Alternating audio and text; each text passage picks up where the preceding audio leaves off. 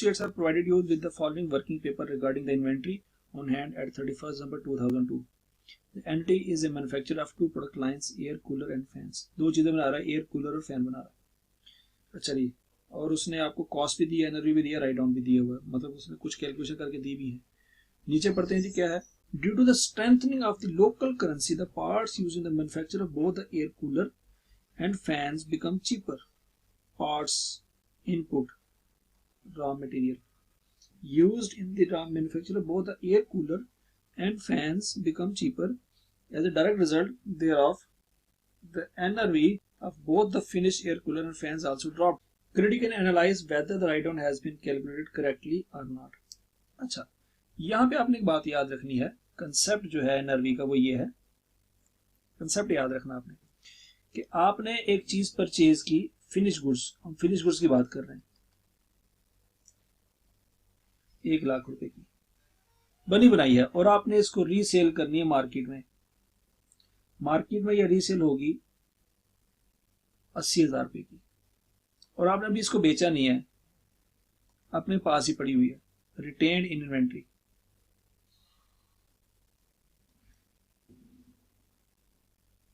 देखें eight year and, देखें यहाँ पे कंसेप्ट आपने अच्छी तरह से याद रखना है। आपने एक फिनिश गुड परचेज की, बनी बनाई चीज है, वही आपने आगे बेच देनी है, कोई उसमें वैल्यू एडिशन नहीं करना। परचेज की 1 लाख रुपए की, साल खत्म हो गया, आपके पास ही पड़ी हुई, retain in inventory at year, आपके पास पड़ी हुई, बेची नहीं। अगर तो बेच दी है तो लॉस तो आपका फिर ऑलरेडी रिकॉर्ड हो गया होगा। लाख रुपए की इन्वेंट्री ली थी, 80,000 की बेच दी, 20,000 रुपए का लॉस आप ऑलरेडी रिकॉर्ड कर चुके होंगे। मसला यहाँ पे ये है कि 1 लाख रुपए की इन्वेंट्री ली थी, वो आपकी बिजनेस में भी पड़ी हुई है, बेची नहीं है। तो जब बेचनी है, फ्यूचर में बेचेंगे, तो उसकी लफ्ज इस्तेमाल होगा एस्टिमेटेड सेलिंग प्राइस। हमेशा उसके लिए एस्टिमेटेड का लफ्ज इस्तेमाल होता है, क्योंकि फ्यूचर में बेचनी है, अभी बेची नहीं है, फ्यूचर में बेचनी है और आपको आज ही पता लग गया है कि 80,000 रुपए की सेल, ये चीज बेचनी है, आपने अपने पास नहीं रखनी।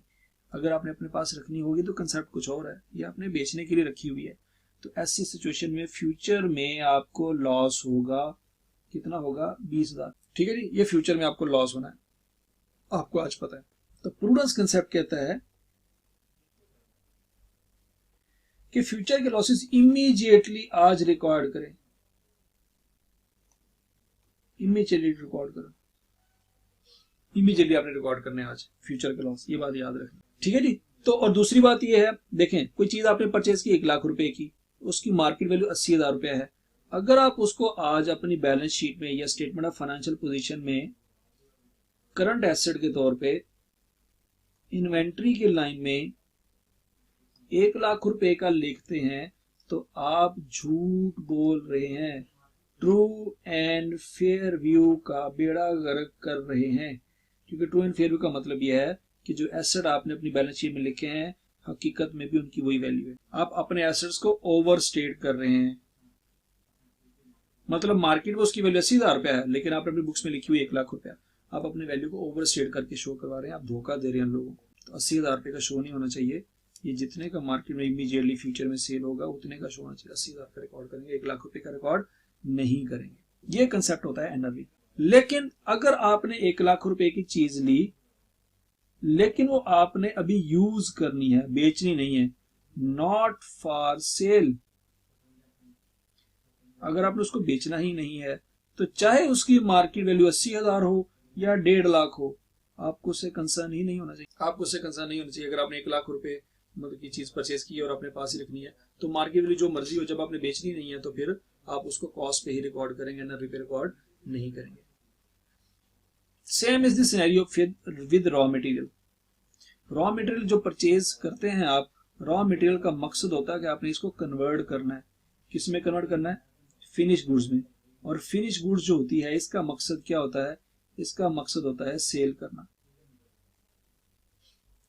अब फिनिश गुड्स की जो वैल्यू है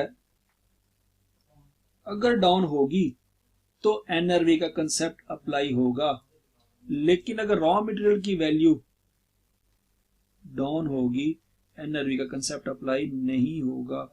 ये याद रखना आपने, ठीक है जी। एनआरवी का कंसेप्ट हर जगह पे अप्लाई नहीं होता। आपने लिया रॉ मटेरियल इसलिए लिया कि आपने इसको कन्वर्ट करना फिनिश गुड्स में, और फिनिश गुड्स बनाते हैं क्यों, क्योंकि उसको बेचना है। तो एनआरवी का कंसेप्ट वहां पे अप्लाई होता है जिस चीज को बेचना हो, जिसको अपने पास रखना है या उसको भी एक और प्रोसेस में से गुजारना है, वो बेचने के लिए तो परचेज ही नहीं किया। जिसको बेचने के लिए परचेज नहीं किया उसकी अगर वैल्यू मार्केट वैल्यू डाउन भी हो गई है तो कोई एनआरवी का मसला नहीं आएगा। हाँ, अब यहाँ पे एक एक्सेप्शन है कि आपने रॉ मटेरियल लिया, रॉ मटेरियल अपने पास ही रखना है, रॉ मटेरियल की वैल्यू होगी डाउन, कोई टेंशन नहीं, लेकिन रॉ मटेरियल से आपने जो चीज फिनिश गुड्स बनानी है उसकी वैल्यू भी डाउन हो गई है, उस सूरत में वहां पे तो एनआरवी बनाएंगे ही, एनआरवी का मसला आएगा ही आएगा। लेकिन जो रॉ मटेरियल अभी आपने फिनिश गुड में कन्वर्ट ही नहीं किया उस पे भी एनआरवी का मसला आएगा। ठीक है जी। ऐसा रॉ मटेरियल जिसकी फिनिश गुड्स की वैल्यू डाउन हो गई है और उसकी रॉ मटेरियल की वैल्यू भी डाउन हो गई है, वहां पे एनआरवी का मसला आएगा। और ऐसा रॉ मटेरियल जिसकी वैल्यू तो डाउन हो गई है लेकिन उससे बनने वाली फिनिश गुड जो है उसकी वैल्यू डाउन नहीं है, उसकी अबव ही है, कॉस्ट से ऊपर है, वहां पे एनआरवी का मसला नहीं है। तो यहाँ पे अगर एनआरवी का मसला है भी तो भी रिकॉर्ड नहीं करेंगे, क्योंकि उससे बनाने वाले जो उससे जो चीज बननी है वो अब प्रॉफिट में है, तो इसमें कोई लॉस नहीं होगा। ये बात याद रखनी है कि फिनिश गुड्स की वैल्यू डाउन हो गई है तो रॉ मटेरियल की वैल्यू डाउन होने पे एनआरवी रिकॉर्ड करेंगे, लेकिन अगर फिनिश गुड्स की वैल्यू डाउन नहीं हुई तो रॉ मटेरियल की वैल्यू अगर डाउन भी हो जाए तो भी एनआरवी रिकॉर्ड नहीं करेंगे। ये कंसेप्ट है, आपने इसी तरह से याद रखना। अब हम इस क्वेश्चन को देखते हैं कि भाई रॉ मटेरियल है एयर कूलर के पार्ट्स का 80,000 रुपये उसकी कॉस्ट है, एनआरवी आपकी 50,000 है। फैन के भी पार्ट्स हैं, ये रॉ मटेरियल लिखा हुआ ऊपर, फैन के पार्ट्स 1,20,000, एनआरवी 1,00,000 है, इसके ऊपर भी 20,000 रुपये का लॉस है और इसके ऊपर 30,000 रुपये का लॉस है, टोटल उसने 50,000 रिकॉर्ड किया हुआ है। अब देखना ये है रॉ मटेरियल, रॉ मटेरियल में से किस पे एनआरवी आनी है, लॉस आना है, किस पे नहीं आना है, हमने देखना है। Work in process air cooler cost है 60,000, मार्केट वैल्यू उसकी कितनी है, एनआरवी 50,000 है। फैन पार्ट्स 1,00,000 और दूसरा 1,20,000, तो टोटल इसमें 1,70,000 कॉस्ट है और 1,60 कॉस्ट 1,70 है, तो उसने कोई रिकॉर्ड नहीं किया। ठीक है जी। फिनिश गुड्स में बात कर लेते हैं हम, 1,60,000 कॉस्ट है, 1,10,000 जो है उसकी एनआरवी है। फैन पार्ट्स 1,60,000 है और उसकी एनआरवी 2,20,000 है, तो टोटल 3,20,30 है, उसने कोई रिकॉर्ड नहीं किया। ये बात की बहस है उसने सही किया या गलत किया है, क्योंकि यहाँ पे सवाल ये है, due to the strengthening of the local currency the parts used in manufacturing both air cooler and fan parts become cheaper as a direct result the NRV of the both finish goods and fans also dropped. Critically analyse whether the right has been calculated correctly, यही तो हमने देखना है कि उसके जो है NRV सही कैलकुलेट की गई है कि नहीं कैलकुलेट की। अब यहाँ पे पॉइंट याद रखिएगा कि हमेशा जब भी एनआरवी और कॉस्ट कंपैरिजन करेंगे तो हर एक इंडिविजुअल प्रोडक्ट का अलग-अलग प्रोडक्ट लाइन जो होगी,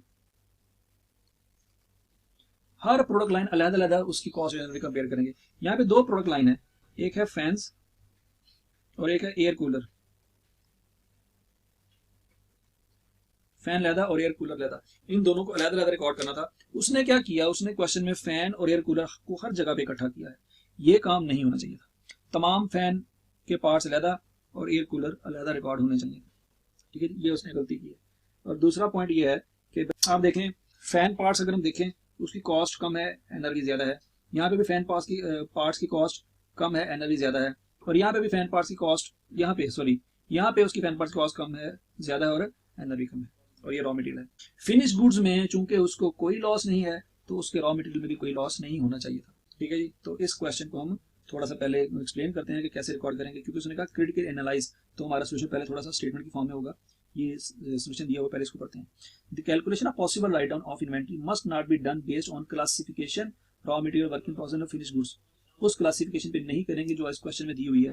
मतलब उसने पहली क्लास बनाई हुई है रॉ मटेरियल, दूसरी क्लास बनाई हुई है वर्क इन प्रोग्रेस और तीसरी क्लास बनाई हुई है फिनिश गुड्स। इस क्लासिफिकेशन की बेस पे हमने राइट डाउन की वैल्यू नहीं निकालनी, but should be assessed on an item by item basis. Item basis पे करेंगे, मतलब एयर कूलर आइटम एक है और फैन पार्ट्स आइटम दूसरी है, तो आइटम बेसिस पे करना था हमने, इस तरह की क्लासिफिकेशन पे नहीं करना था, ये वो कह रहा है।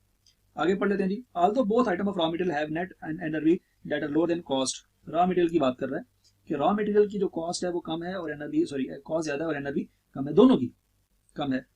ठीक है जी, ठीक है जी। Raw material should not be write down unless the reason for the drop in NRV of the raw material has also resulted in NRV of the related finish goods dropping. ये वही बात कर रहा है जो मैंने आपको बताई, क्या कि रॉ मटेरियल के एनआरवी उस वक्त तक ड्रॉप नहीं करेंगे जब तक उसकी फिनिश प्रोडक्ट की वैल्यू आल्सो ड्रॉप ना हो जाए। अगर फिनिश गुड्स की वैल्यू डाउन होगी तो रॉ मटेरियल डाउन करेंगे, अगर फिनिश गुड्स डाउन नहीं हुई तो रॉ मटेरियल को डाउन नहीं करेंगे। आगे पढ़ लेते हैं। Since NRV of finish air cooler has dropped below cost, air cooler raw material should be write down to their NRV. The NRV in this case is usually the net replacement cost. Air cooler की जो finish goods है वो down हुई है तो इसलिए उसके raw material को भी डाउन करेंगे। लेकिन despite energy of finish good fans have dropped, the energy of fans has not dropped below cost. कहते हैं एनर्जी उसकी ड्रॉप तो हुई होगी लेकिन कॉस्ट के नीचे नहीं गई। तो fans raw material should therefore not be written down, तो फैन का रॉ मटेरियल को राइट डाउन नहीं करेंगे क्योंकि फैन की फिनिश गुड जो है वो बिलो कॉस्ट पे नहीं गई। ठीक है जी। अब हम जो टेबल बनाएंगे वो थोड़ा सा इस तरह से होगा, वो देख लेते हैं। Calculation of write down air cooler leather, इसकी कॉस्ट एनआरवी ये भी रुपीज़ में, ये भी रुपीज़ में, और एनआरवी लॉस अगर आप लेदर रिकॉर्ड करेंगे वो भी रुपीज़ में। एयर कूलर हमारा प्रोडक्ट है पहला, सबसे पहले आएगा जिसका रॉ मटेरियल, एयर कूलर का रॉ मटेरियल इकट्ठा लेदर रिकॉर्ड करेंगे। एयर कूलर के जो रॉ मटेरियल है 80,000 है, 50,000 है, कॉस्ट है 80,000, और एनआरवी जो है हमारी 50,000 है। एनआरवी का जो लॉस है यहाँ पे 30,000 है। वर्किंग प्रोसेस इसका इकट्ठा करना याद रखिएगा। इस लाइन के बाद आगे ये वाली लाइन आएगी, तमाम एयर कूलर पार्ट को इकट्ठा करेंगे, 60,000 और 50,000, कॉस्ट इसकी 60,000 है, और यहाँ पे एनआरवी इसकी 50,000 है, और यहाँ पे भी आपका लॉस हो गया 10,000 रुपये का। अब आगे फिनिश गुड्स की बात करते हैं। 1,60 और 1,10 फिनिश गुड्स 1,60,000 यहाँ पे रिकॉर्ड होगा, और 1,10,000 यहाँ पे रिकॉर्ड होगा, और यहाँ पे 50,000 रुपये का लॉस हो गया टोटल। ठीक है, ये बात याद रखिए। अब एयर कूलर हो गया। अब उसके बाद बात करते हैं फैंस की। फैंस में भी रॉ मटेरियल है, वर्किंग प्रोसेस है। फैंस फैन पार्ट्स का रॉ मटेरियल 1,20,000 और 1,20,000 और 1,00,000। देखें कॉस्ट ज्यादा है, एनआरवी कम है, इसके बावजूद भी रिकॉर्ड नहीं होगा लॉस। क्यों नहीं होगा?